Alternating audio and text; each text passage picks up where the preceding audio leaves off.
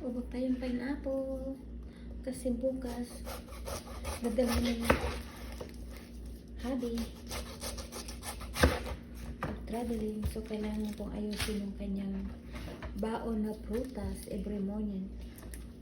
Ito yung kinakain niya. Diba guys, ang sarap. Look at that color. Ang tamis. Ito na siya guys, nabalatan ko na. Iwain naman natin.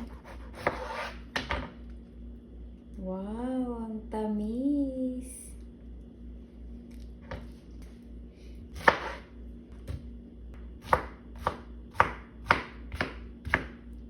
Ayun, pinya guys.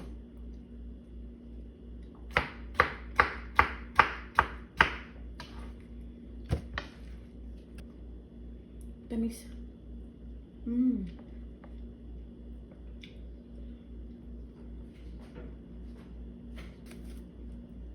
Thank you for watching. Bye bye.